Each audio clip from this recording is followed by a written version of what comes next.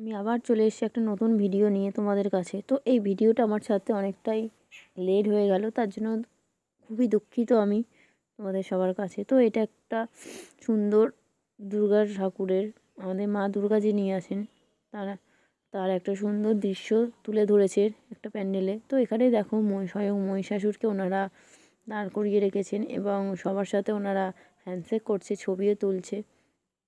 ঠিক আছে, তো আমার সাথেও হয়েছে, আমি যাদের সাথে গেছিলাম তাদের সাথে হয়েছে। ইনি হলেন মা দুর্গা, আর ইনি হলেন স্বয়ং শিব ঠাকুর, তাঁরই আছেন যিনি। তো এইভাবে নানা রকম যে ঢোকা হচ্ছে। আমরা এখন যখন প্যান্ডেলের ভেতরে ঢুকছি, তো দেখো তোমাদেরকে আমি যতটা পারছি ততটা দেখানোর চেষ্টা করছি। কম বেশি প্রত্যেকেই সবাই ভিডিও করছে, কিন্তু কতজন জানি না ভিডিওটা এরমভাবে তোমাদেরকে দেখানোর জন্য পোস্ট করে দিয়েছে অলরেডি, যেটা আমি করতে পারিনি। আবার অনেকেই হয়তো এমনি বাড়ির সদস্যদের দেখানোর জন্য করেছে। তো এখানে দেখো কত সুন্দরভাবে প্রকাশ করেছে ছবিগুলো। এবার এখানেও আমি ঢুকতে গিয়ে আরেকটা সুন্দর যেটা দেখতে পেলাম, এখানে একটা যাত্রাপালা হচ্ছিল।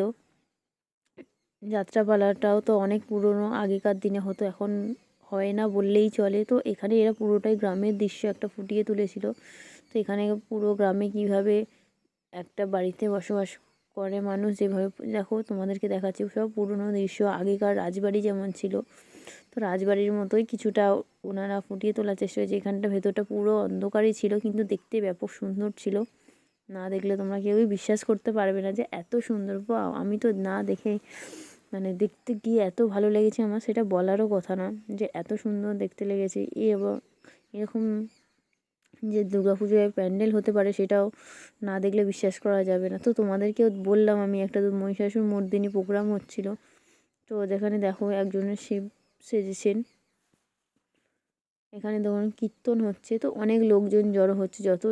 ওখানে একটু বেশি ভিড় না হলে এরা অনুষ্ঠানটা চালু করছিল না।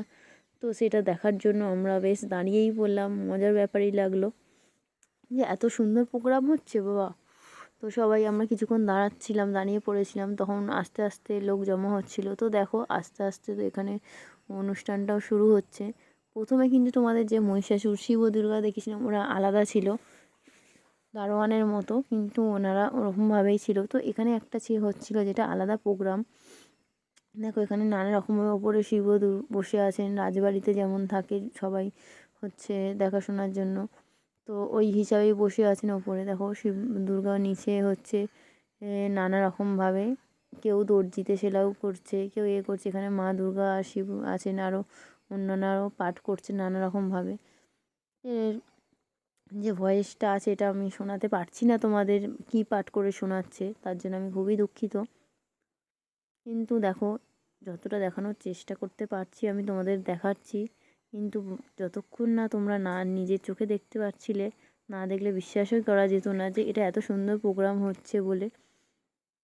এখানে দেখো একটা ঘরের মতো করেছে, এখানে ছোট ছোট আলাদা আলাদা ঘর মতো, কোথাও শিব দুর্গা বসে আছে, কোথাও সাজঘর করেছে, কোথাও মা কালী স্বয়ং বসে আছেন মন্দিরে নিজের স্থানে, কোথাও এখানে দেখো শিব দুর্গা লক্ষ্মী নারায়ণ আছে, যেটা শুয়ে আছে। দেখো এটারা সারাদিন সারা সকাল সন্ধ্যা থাকতে থাকতে যেটা দেখাচ্ছি তোমাদেরকে, সেলাই মেশিনের মতো। তোমাকে আগেই বলেছিলাম এখানে সিঁড়িরও ঘর আছে, এখান দিয়ে ওপরে আছে।